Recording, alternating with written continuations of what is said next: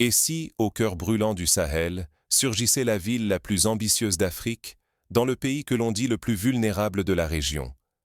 Imaginez, un jeune capitaine, Ibrahim Traoré, propulsé à la tête du Burkina Faso, renverse les règles établies et promet de tourner la page de la dépendance.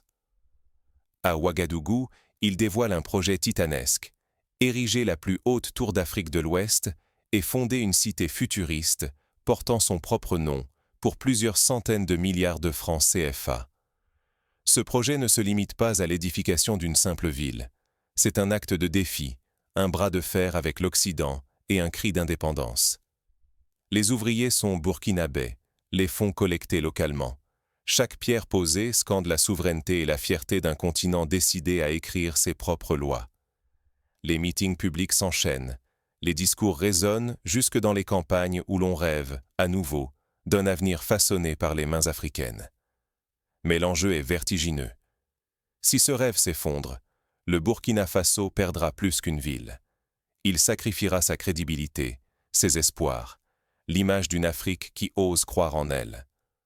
Investir tant d'argent public alors que la guerre gronde aux frontières, c'est risquer le tout pour le tout, jouer l'avenir sur un pari sans filet. Les populations voisines observent, retenant leur souffle, car l'échec serait un signal d'alarme pour toute la région. Renaissance ou illusion? Sous l'audace, la question obsède. Ce projet peut-il vraiment incarner le réveil d'un continent? Ou s'agit-il d'un mirage flamboyant, voué à se briser sous le poids de ses ambitions? Dans l'ombre des grues et des promesses, une autre bataille se joue. Qui est vraiment Ibrahim Traoré, et jusqu'où sera-t-il prêt à aller pour imposer sa vision? Sous l'uniforme sobre d'Ibrahim Traoré se cache un parcours façonné par la pauvreté, la dignité, et un rêve qui a connu la rupture avant de renaître. Né en 1988 à Bondokui, village reculé du Burkina Faso, il grandit loin des privilèges et du confort, dans une famille où chaque jour est une lutte. Son père, cultivateur, sa mère, commerçante, lui transmettent des valeurs de solidarité et de justice. Cette enfance rude lui apprend la patience, la discipline, et surtout cette volonté farouche de ne jamais céder face à l'adversité.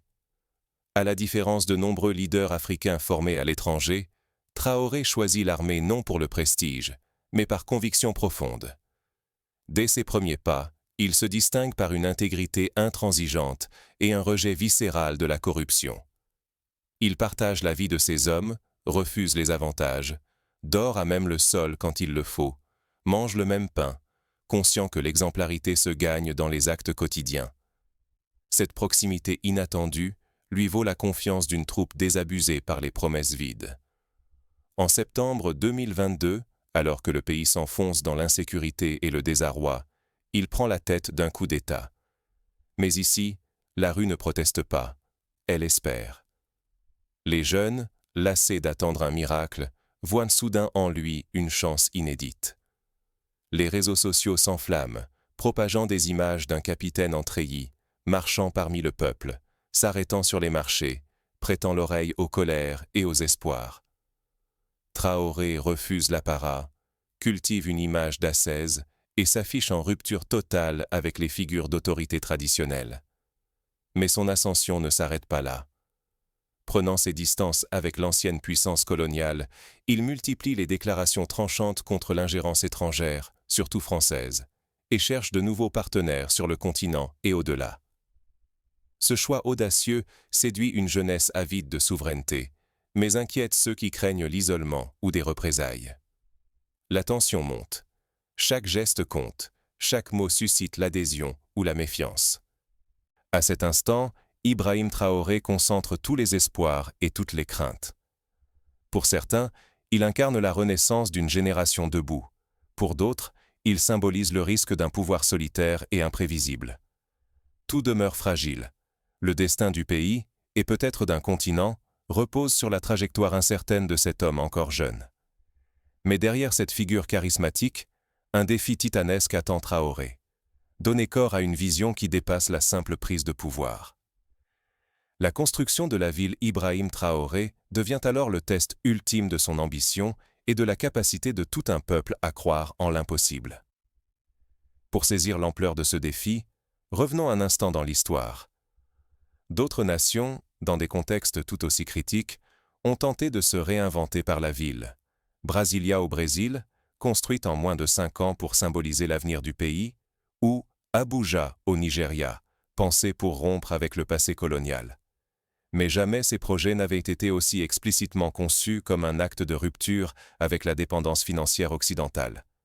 Et si, pour une fois, l'Afrique cessait de tendre la main et décidait de bâtir pour elle-même? C'est le pari du Burkina Faso, avec la ville Ibrahim Traoré, un projet urbain qui dérange, interroge et rebat les cartes de la souveraineté. Ici, l'indépendance n'est plus une promesse abstraite, mais une ambition qui prend corps dans le béton. Symbole de cette audace, la Burkindi Tower, 35 étages, bientôt le plus haut gratte-ciel de toute l'Afrique de l'Ouest. Pour certains, c'est une source de fierté nationale. Pour d'autres, une provocation, voire un pari insensé. Mais cette tour n'est qu'un début. Autour d'elle, 15 autres immeubles modernes verront le jour. Ils proposeront des logements dignes, des commerces animés, un hôpital de référence et des espaces verts conçus pour le bien-être. Cette ville promet à ses habitants ce que tant de capitales africaines n'osent plus espérer: confort, sécurité et opportunités, sans devoir partir ailleurs. L'énergie incarne le nerf de la guerre. La cité s'appuiera sur l'énergie solaire et le stockage local, afin que l'électricité ne soit plus un luxe ni un instrument de chantage. Cette autonomie énergétique est une rupture nette avec la dépendance chronique dont souffre la région. Mais la vraie révolution se trouve dans le financement. Aucune dette auprès du FMI, aucun crédit occidental conditionné. Ici, le capital sera africain, issu de fonds régionaux et porté par le savoir-faire local. Main-d'œuvre burkinabé, architectes africains, gestion transparente. Chaque pierre posée marque une avancée vers l'autonomie économique. La ville Ibrahim Traoré ne se limite pas à copier des modèles venus d'ailleurs. Elle ambitionne de devenir un laboratoire d'innovation africaine, avec des technologies intelligentes, des fermes urbaines connectées, une gestion numérique et des réseaux électriques intelligents. L'économie sera orientée vers l'agriculture moderne et le numérique, deux secteurs où le continent entend réinventer ses propres règles. La vision va plus loin encore. La cité veut attirer les talents venus de toute l'Afrique de l'Ouest, offrir un espace où ingénieurs, entrepreneurs et créateurs panafricains pourront imaginer et réaliser ensemble. Un appel fort aux jeunes et aux investisseurs régionaux pour que l'exil ne soit plus une fatalité. Mais la pression est immense. Si ce modèle fonctionne, il pourrait lancer une vague d'émancipation urbaine sur tout le continent et restaurer une fierté collective. Mais s'il échoue, les sceptiques auront un nouvel argument pour douter de la capacité africaine à rêver et à accomplir. Prenons un exemple concret. À Kigali, la capitale du Rwanda, la transformation urbaine a permis de créer des milliers d'emplois et d'attirer des investisseurs africains. Mais la réussite s'est appuyée sur une stabilité politique difficile à garantir au Burkina Faso.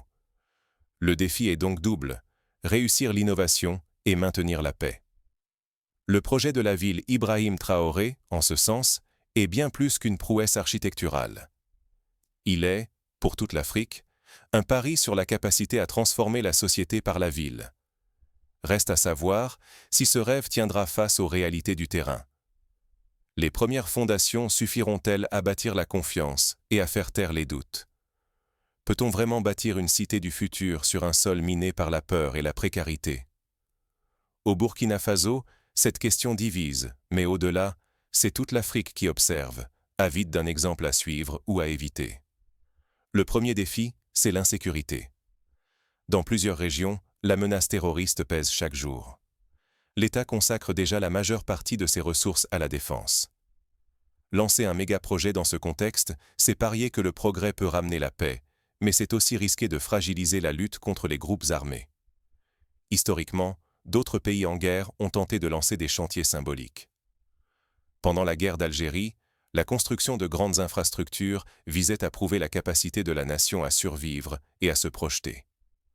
En Afghanistan, des écoles et des hôpitaux ont été édifiés en pleine insécurité.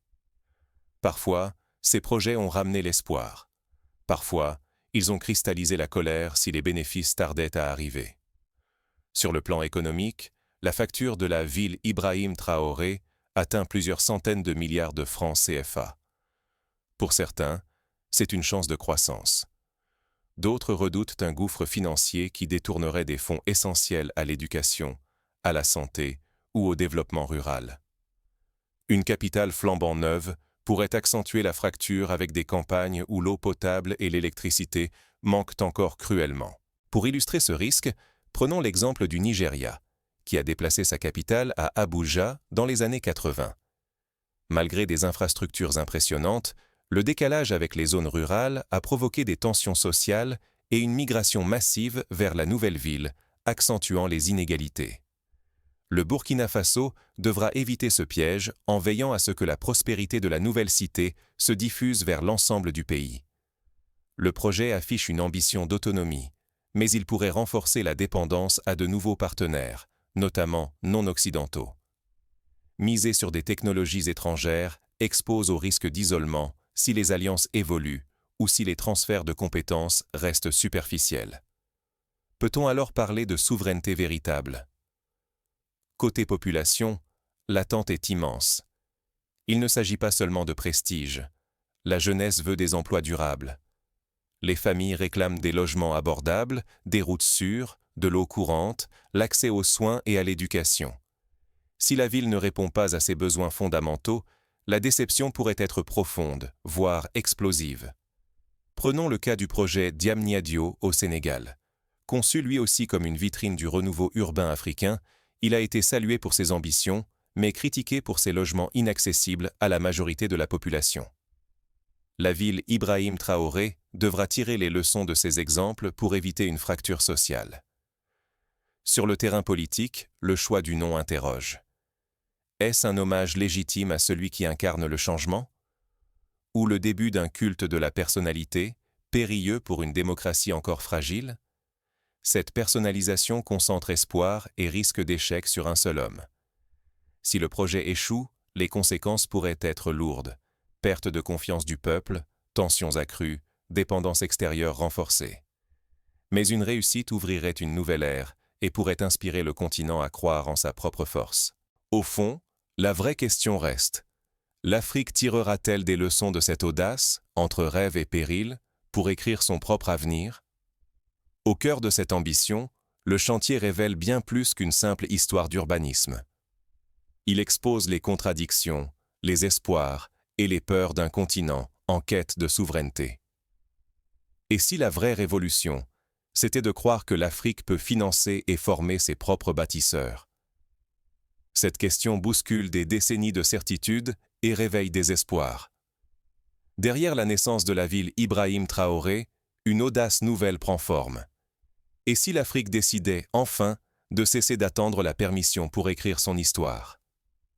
Première leçon.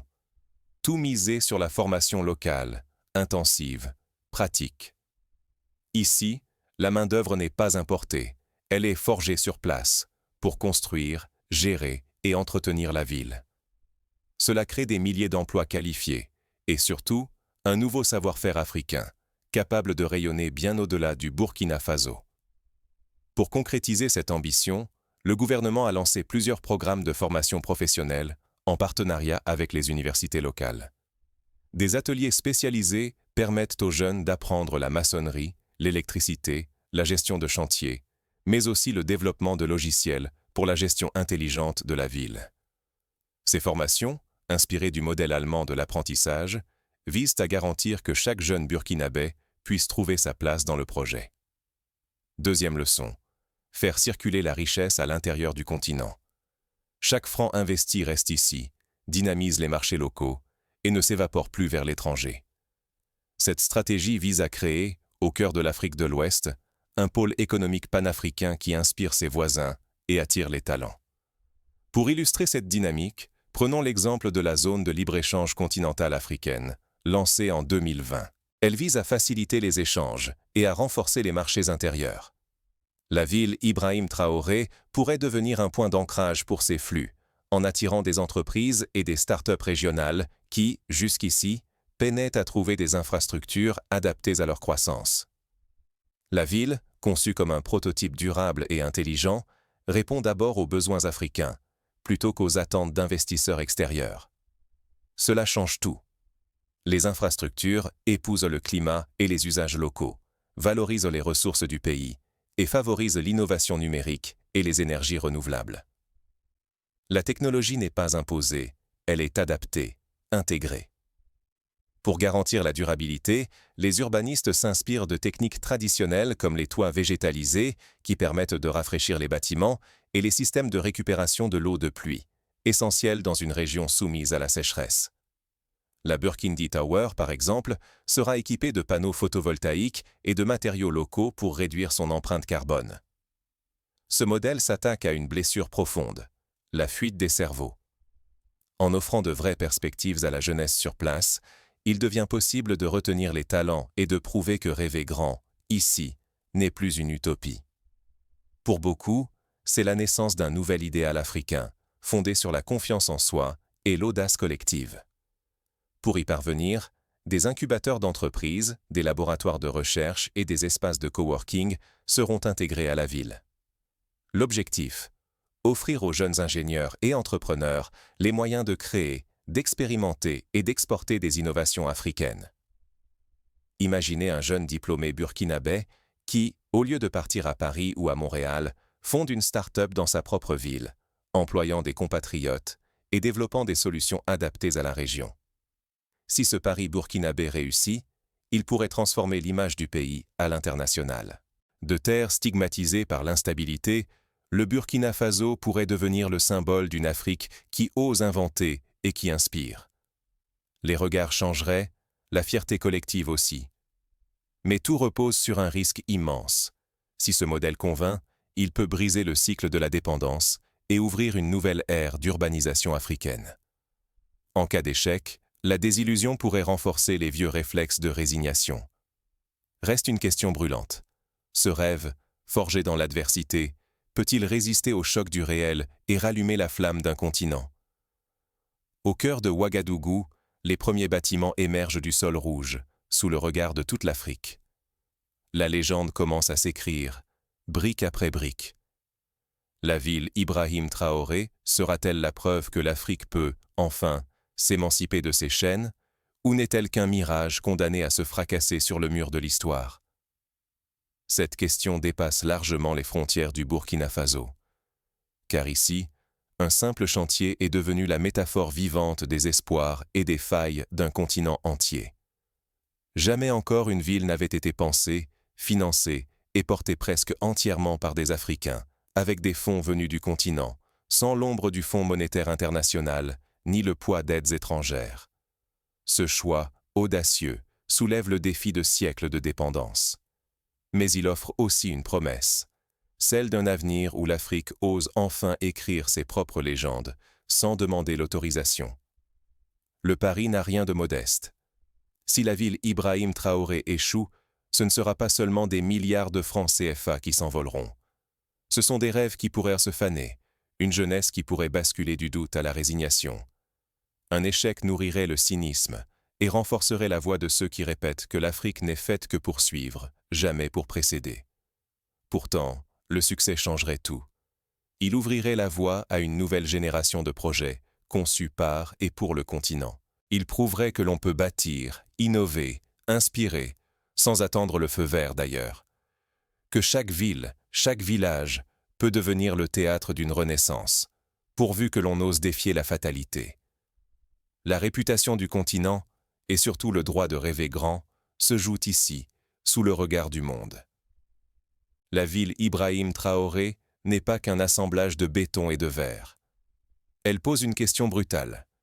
L'Afrique est-elle capable de se réinventer, de dépasser son passé et d'assumer la responsabilité de son propre chemin ? Au milieu des incertitudes, verra-t-on naître un modèle inédit ou rejouerons-nous, une fois encore, le drame de la désillusion ?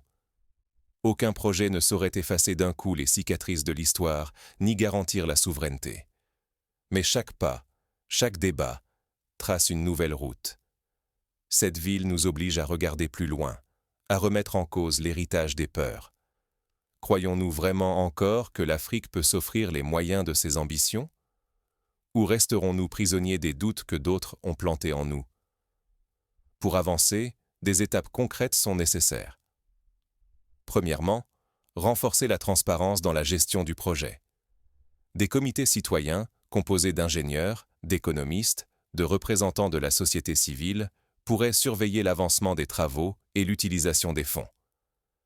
Cette approche a fait ses preuves dans des villes comme Porto Alegre au Brésil, où le budget participatif a permis d'impliquer toute la population dans les grandes décisions urbaines.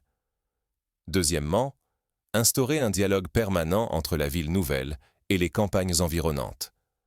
Des programmes d'échange économique et culturel pourraient éviter que la cité ne devienne une enclave déconnectée du reste du pays. Par exemple, des marchés paysans, des festivals régionaux et des circuits de transport collectif intégrés favoriseraient l'inclusion et la fluidité des échanges. Troisièmement, anticiper les défis de la sécurité en intégrant la prévention au cœur de la conception urbaine. Des patrouilles mixtes, associant police, armée et communauté locale, pourraient assurer la sécurité sans militariser la vie quotidienne. Des systèmes de surveillance intelligents, respectueux des libertés, aideraient à prévenir les risques tout en rassurant les habitants. Quatrièmement, placer l'éducation et la santé au centre de la planification. Des écoles et universités, équipées des dernières technologies, formeront la prochaine génération d'ingénieurs, de médecins, d'enseignants et d'entrepreneurs. Des hôpitaux modernes, accessibles à tous, garantiront un accès aux soins dignes du XXIe siècle. Cette approche holistique est inspirée du modèle cubain, où la santé et l'éducation sont considérés comme des piliers du développement national. Enfin, encourager la participation citoyenne. Des forums publics réguliers, où chacun pourrait proposer des idées ou exprimer des inquiétudes, favoriseraient le sentiment d'appartenance et la cohésion sociale. Cette démocratie de proximité, expérimentée avec succès dans certaines villes sud-africaines, est la clé pour éviter l'isolement du pouvoir et renforcer la légitimité du projet.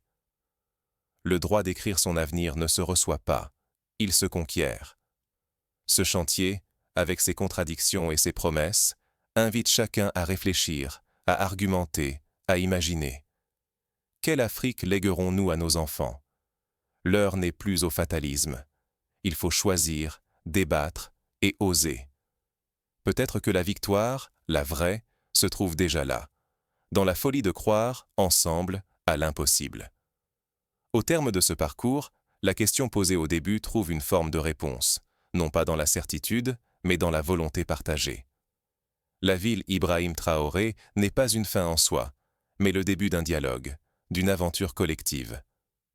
L'Afrique, aujourd'hui plus que jamais, tient entre ses mains le stylo de son destin. Le pari du Burkina Faso est risqué, mais il est surtout nécessaire. Car il rappelle à chacun que la vraie souveraineté se construit, jour après jour, brique après brique, par ceux qui osent transformer les rêves en réalité.